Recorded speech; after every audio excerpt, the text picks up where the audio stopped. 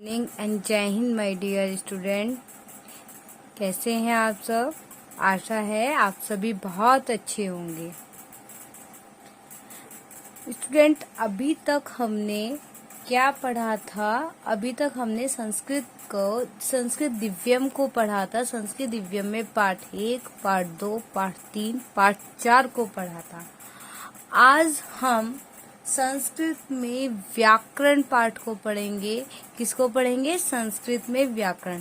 और छोटी छोटी चीजों को जानेंगे कि जो चीज हम डेली देखते हैं, यूज करते हैं, उन सब को हम हिंदी और इंग्लिश में जानते हैं, लेकिन आज हम उन सब चीजों को संस्कृत में भी जानेंगे और उनको सीखेंगे कि हम उसे क्या क्या बोलते हैं।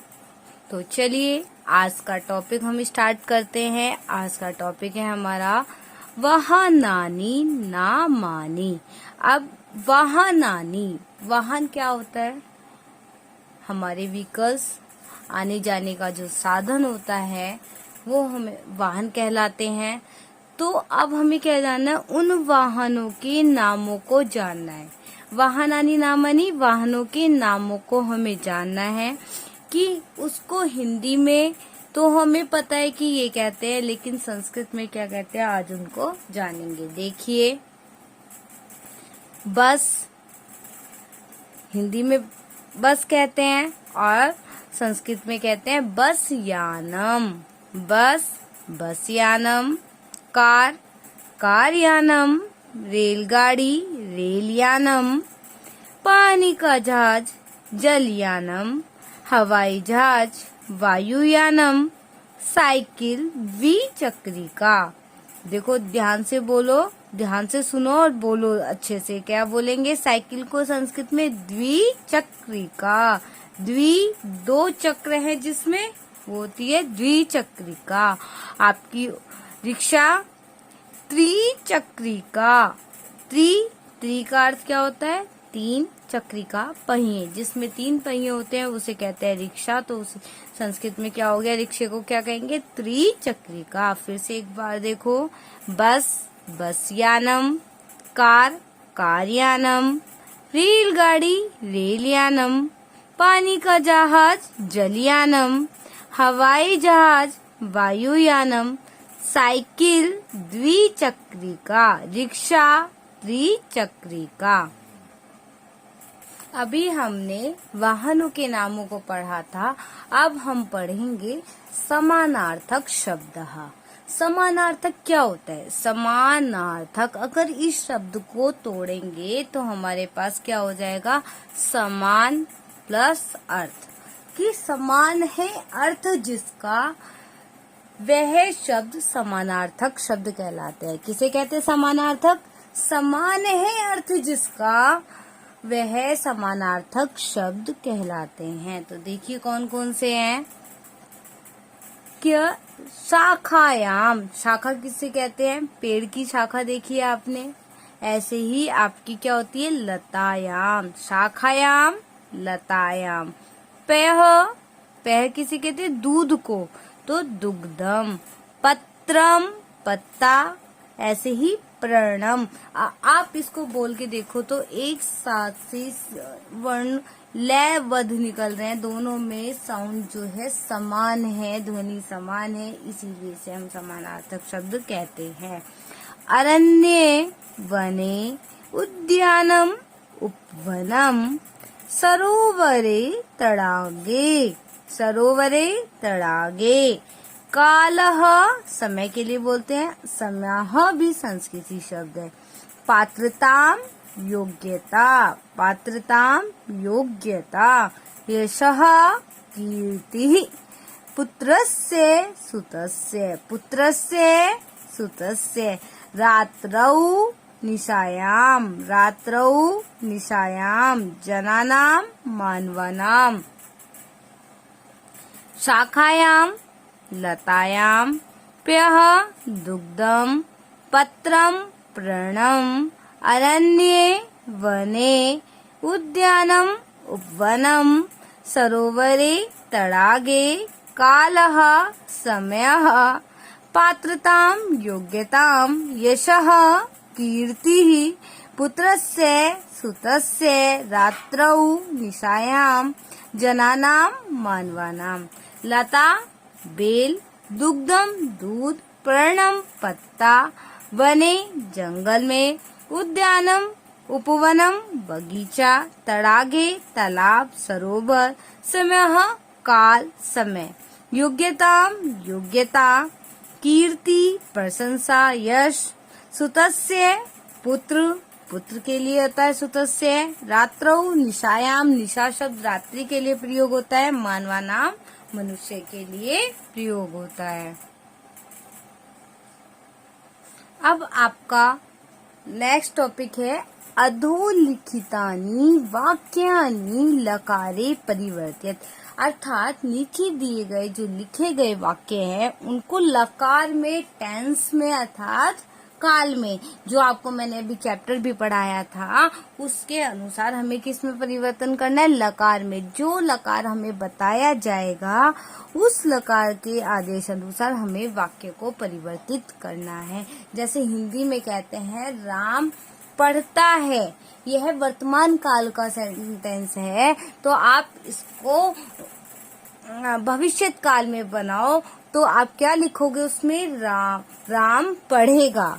ऐसे ही संस्कृत में जो सेंटेंस लट लकार में है उसे लिट लकार में पूछ लिया जाएगा। लट, लिट, लोट, लंग और विधिलिंग, इन चारों पांचों लकारों में से किसी में भी पूछा जा सकता है। तो ध्यान से सुनो, ध्यान से देखो, और जो सेंटेंस जिस वचन में है आपको लकार जो है उसी वचन में, उसी में परिवर्तित करना है। देखिए जैसे अश्वौ धावतः, अब ये है अश्वौ, अश्वः, अश्वौ द्विवचन, धावतः, धावती, धावता, तो प्रथम पुरुष द्विवचन में है और आपको इसमें किस में चेंज करना है, लिट लकार में चेंज करना है। लिट लकार अर्थात भविष्यत काल में। तो क्या करेंगे, अश्वौ, धावत का क्या हो जाएगा, जब हम लिट लकार की क्रिया का प्रयोग करते हैं तो धाविष्यतः, अश्वौ धाविष्यता, ये लिट लकार द्विवचन में परिवर्तित होगा। ऐसे ही लंग लकार भूतकाल में आपको परिवर्तित करना है।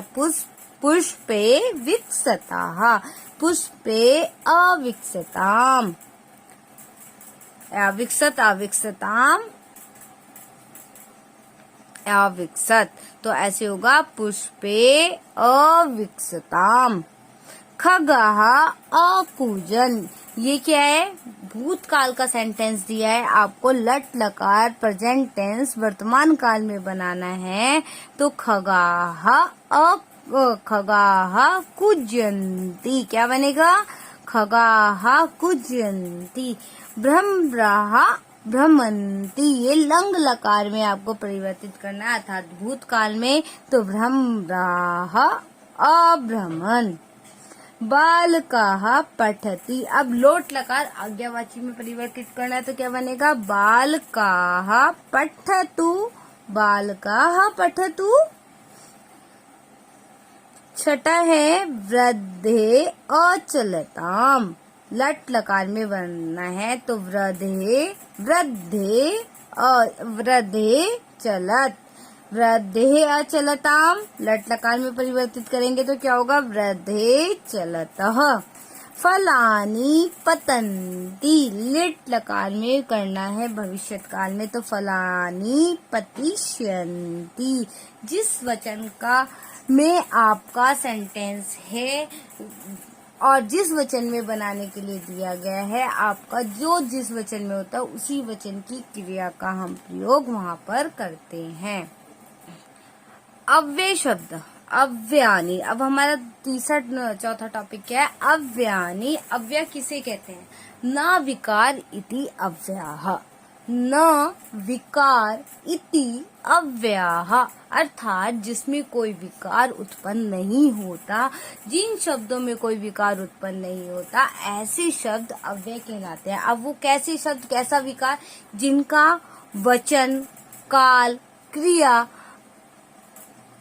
का प्रभाव वो किसी भी वचन में हो, किसी भी काल में हो, आपका वाक्य किसी भी क्रिया का हो, उसके अनुसार आपके जो वचन परिवर्तित होते रहते हैं, काल परिवर्तित होते रहते हैं, लेकिन अव्यय शब्द आपके वैसे के वैसे ही रहेंगे। जैसे कि कैसे, अगर आप किसी से पूछोगे वह कहाँ जा रहा है, वह कहाँ जाएगा, वह कहाँ रहेगा, वह कहाँ खाएगा, वह कहाँ पढ़ेगा, वह कहाँ लिखेगा। अब आपने इन सारे सेंटेंसों में क्या कॉमन दिखा आपको?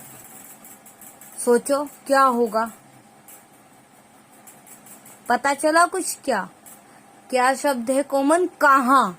वह कहाँ बैठेगा, कहाँ लिखेगा, वह कहाँ खाएगा, कहाँ रहेगा, कहाँ जाएगा।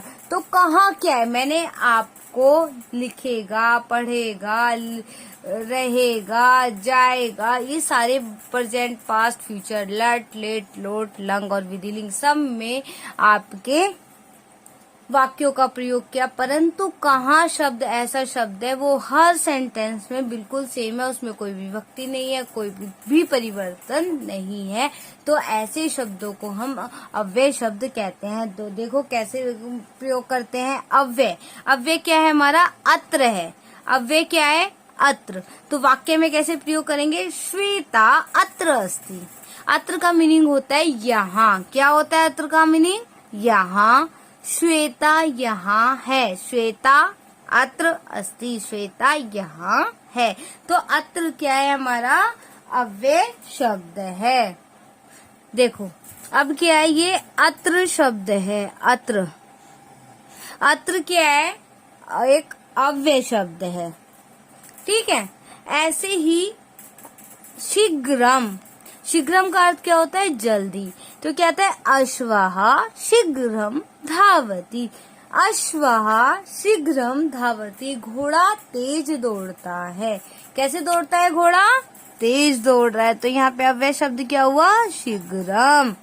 तो घोड़ा तेज दौड़ता है। फिर क्या है? अद्य, अद्य का अर्थ होता है आज। अद्य रविवासरः अस्ति। अद्य रविवासरः अस्ति। अद्य रविवासरः अस्ति, आज रविवार है। फिर पुनः, पुनः का अर्थ होता है फिर, रिपीट जिसे कहते हैं, पुनः बार बार। सह पुनः पुनः आगमिष्यति, वह फिर आएगा। सह पुनः आगमिष्यति, वह फिर आएगा। कति का अर्थ होता है कितने। हाउ मच पूछते हो ना, कितने, तो कह रहे हैं कक्षायाम कति छात्राः सन्ति। कक्षायाम कति छात्राः सन्ति, कक्षा में कितने छात्र हैं। अव्यय अपि, अब दूसरा क्या है? अव्यय अपि। अपि का अर्थ होता है भी। त्वम अपि रुग्णः असि। त्वम अपि रुग्णः असि। त्वम तुम, अपि भी, रुग्णः असि, रुग्ण माने बीमार, असि हो तुम भी बीमार हो। अपि, अपि का अर्थ होता है भी। मदनः कथम अपतत। कथम का अर्थ क्या होता है? कैसे। तो कैसे क्या है? मदन, हाँ मदन कथम कैसे अपतत, गिरा। मदन कैसे गिरा। तो आपने ये देखा, जितने मैंने पिंक कलर से ये हाईलाइट किए हैं, ये सारे शब्द अव्यय शब्द है। तो अव्यय शब्दों का प्रयोग करके वाक्य को बनाइए। अत्र, अत्र कक्षा, अत्र कक्षा चलती। अत्र कक्षा चलती अर्थात यहाँ कक्षा चलती है। शीघ्रम, अद्य अहम शीघ्रम पठामि। तो क्या? आज मैं जल्दी पढ़ूंगा। अद्य अहम लेखनम कार्यम करोमि। अद्य आज मैं लिखने का कार्य करूंगा। तो ऐसे आपके मन में जो भी सेंटेंस चल रहे हैं, आप ऐसे कुछ भी इन शब्दों का प्रयोग करके खुद भी बना सकते हैं। Jai Hind to all and thank you. धन्यवाद।